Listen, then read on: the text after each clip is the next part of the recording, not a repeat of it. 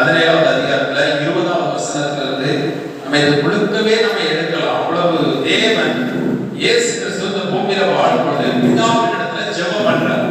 இந்த 17வது அதிகாரம் தொடங்கினதுல முடிகிற வரைக்கும் பிதாவோட அவர் ஜெபம் பண்ணின ஜெபத்தை தான் இன்னைக்கு நம்ம பார்க்க போகிறோம். எவ்வளவு உரிமையோடு அவர் ஜெபம் பண்ணுகிறார், எவ்வளவு நெருக்கமாக அவர் பேசுகிறார் என்பதை, இப்படிப்பட்ட ஜெபத்தை நீங்கள் செய்ய வேண்டும் என்று தேவன் விரும்புகிறபடினால அதை நம்ம ஒரு 4 வசனத்தை பார்க்கலாம்.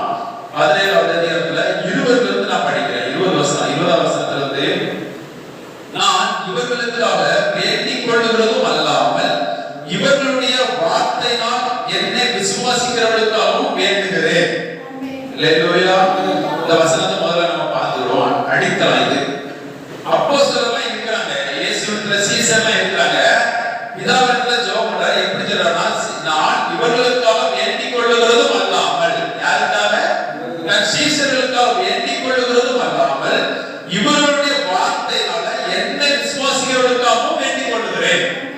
இவர்களுடைய வார்த்தையினால என்னை விசுவாசிக்கிறவர்களுக்காகவும் நான் வேண்டிக் கொள்ளுகிறேன். அப்போ அந்த அப்போஸ்தலருக்காக மட்டும் வேண்டிக் கொள்ளல, அப்போஸ்தலர்கள் பேசின வார்த்தைகளை விசுவாசிக்கிறவர்களுக்காகவும் நான் வேண்டிக் கொள்ளுகிறேன் என்று பிதாவினிடத்தில் இயேசு ஜெபம் பண்ணுகிறார்.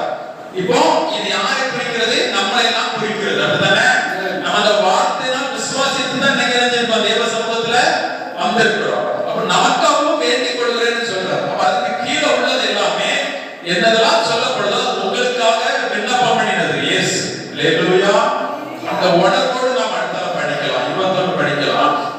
அவர்கள் எல்லோரும் ஒன்றாய் இருக்கவும், பிதாவே நீர் என்னை அனுப்பினதை உலகம் விசுவாசிக்கிறதற்காக நீர் என்னிலையும் நான் உம்மிலையும் இருக்கிறது போல அவர்கள் எல்லோரும் நம்மில் ஒன்றாய் இருக்கவும் வேண்டிக் கொள்ளுகிறேன். அல்லேலூயா. எவ்வளவு ஒரு நெருக்கத்தில் நம்மளை கொண்டு போறார். அவருடைய ஜெபத்தை பாருங்க, எவ்வளவு நெருக்கத்தில் கொண்டு போறாரா.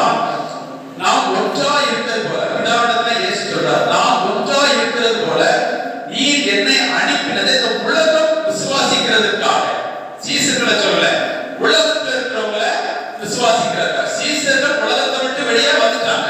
இப்போ உலகத்தில் இருக்கிறவங்க விசுவாசிப்பதற்காக நீர் என்னிலையும் நான் உம்மிலையும் இருக்கிறது போல அவர்கள் எல்லோரும் நம்மில் ஒன்றாய் இருக்கவும் வேண்டிக் கொள்ளுகிறேன். இயேசு கிறிஸ்துவும் பிதாவும் எப்படிதான் இருக்கிறாங்க? ஒன்றாய் இருக்கிறாங்க.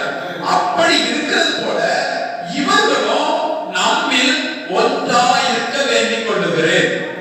இயேசுவுடைய அன்பை பாருங்க. இப்படிதான் ஜெபங்கள் இருக்கணும். அப்படி அதாவது யாருமே கெட்டு போவதுக்கு என்ன செய்யக்கூடாது? சித்தம் இல்லை, தேவனுடைய சித்தம் இல்லை. அப்ப என்ன சொல்றாருன்னா, நம்ம எப்பவுமே ஒன்றா இருக்கிறோம், நம்ம பிரியறதே இல்லை.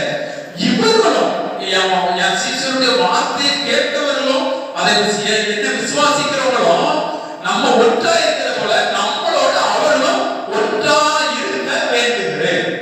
அல்லேலூயா. அப்போ இயேசுவும் பிதாவும் ஒன்றாய் இருக்கிறது போல நம்மளையும் ஒன்றாய் ஆக்கினார். நான் அதனாலதான் நினைக்கிறேன், நிருபத்துல ஒரு வசனம் சொல்லப்பட்டிருப்பாங்க, நீங்கள் கிறிஸ்துவின் உடையவர்கள், கிறிஸ்து தேவன் உடையவர்கள், எல்லாரையும் ஒன்றாய் இணைக்கப்பட்டது. அல்லேலூயா. ஏன்னா நம்ம எல்லாருமே உலகத்துக்குரியவர்கள் இல்ல, நம்ம ராஜ்யத்துக்குரியவர்கள். பிதா ஆவியா இருக்கிறார். இயேசு கிறிஸ்து ஆவி தன்மையில தான் இந்த பூமியில மாம்சத்துக்குள்ளே வெளிப்பட்டார். நம்மளும் இன்னைக்கு மாம்சத்துக்குள்ள இருந்தாலும் நம்ம மாம்சத்துக்குரியவர்கள் இல்ல, நம்ம ஆவி தன்மையில தான் இருக்கிறோம். அல்லேலூயா. ஆவி தன்மையில தான் நம்ம இருக்கிறோம். அப்போ பிதா எப்படியோ அதே தன்மையில தான் இயேசு வருகிறார். அந்த தன்மையில தான் இப்ப நம்மளையும் வச்சிருக்கிறார். அல்லேலூயா. இயேசு விரும்புகிறார் நான் அப்படி இருக்க வேண்டுகிறேன் அப்படின்னு சொல்லிட்டு எப்படி இருக்க வேண்டுகிறாரா? இயேசுவும் பிதாவும் ஒன்றாய் இருக்கிறது போல அவங்களுக்குள்ள நானும் நம்மளும் ஒன்றாய் இருக்கணும்னு பிதாவிடத்துல ஜெபம் பண்ணுகிறார். வேண்டுகிறேன். நம்மனா எப்படி ஜெபம் பண்ணுவோம்? என்னை ஏற்றுக்கொள்ளுங்கப்பா, பாவியா இருக்கிற நம்ம ஏற்றுக்கொள்ளுங்கப்பா, என்னை ஏற்றுக்கொள்ளுங்கன்னு சொன்னாலே நம்ம பிரிந்துதான் இருக்கணும் அர்த்தம். அப்படித்தானே? அவர் அப்படி இல்லை. அவர் நினைச்சது நாம எப்ப நாம ஒன்னா இருக்கிறோம். இப்போ நீங்க சொன்னீங்க இயேசு கிறிஸ்து எனக்குள்ள இருக்கிறான்னு சொல்லும் பொழுது என்ன சொல்றீங்க? ஒன்னா இருக்கிறதை நீங்க விசுவாசிக்கிறீங்க. அப்படித்தானே? பாவியா இருக்கிற என்னை ஏற்றுக்கொள்ள தனித்தனியாக கிறிஸ்துவுக்குள் நீங்கள் இருக்கிறீங்கன்னா ஒன்றாக இருக்கிறீங்க. அல்லேலூயா. ஆமா. அப்போ பாருங்க வேதிரன் சொல்லிட்டு 22ல சொல்றார், நாம் ஒன்றா இருக்கிறது போல அவர்களும் ஒன்றா இருக்கும்படி நீர் எனக்கு தந்த மகிமையை நான் அவர்களுக்கு கொடுத்தேன். அல்லேலூயா. பிதா கொடுத்த மகிமையை இயேசுவுக்கு கொடுத்தார். இயேசு அந்த மகிமையெல்லாம் நினைத்து அவருடைய சரீரமாகிய சபைக்கு தந்தருளினார். அல்லேலூயா. அதாவது பிதா என்ன மகிமை கொடுத்தார் இயேசுவுக்கு? வானத்திலும் பூமியிலும் சகல அதிகாரத்தையும், துரைத்தனம், வல்லமை, அதிகாரம், கர்த்தத்துவம் எல்லாவற்றையும் இயேசு கிறிஸ்துவின் பாதப்படியிலே தேவன் வச்சார். எல்லா மகிமையும் அவர் பாதத்துக்கு கீழ் வைக்கிறார். உடனே இயேசு எனக்கு மட்டும்தான் அப்படி எடுத்து ஒளிச்சு வைக்கல.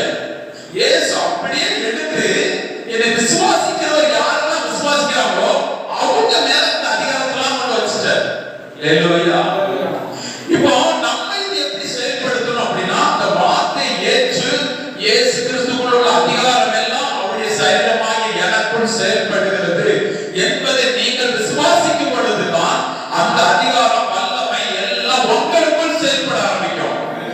அல்லேலூயா. அவர் தந்த மகிமையை நான் அவர்களுக்கு கொடுத்தேன். பிதா இயேசுவுக்கு கொடுத்த மகிமையை எல்லாம் இயேசு நமக்கு தந்திருக்கிறார். சொல்லுங்க பாப்போம். பிதா இயேசு கிறிஸ்துவுக்கு கொடுத்த மகிமை எல்லாம் இயேசு கிறிஸ்து எனக்கு தந்திருக்கிறார். அது எனக்குள்ள செயல்படுகிறது. ஆமென். அல்லேலூயா. ஆமென்.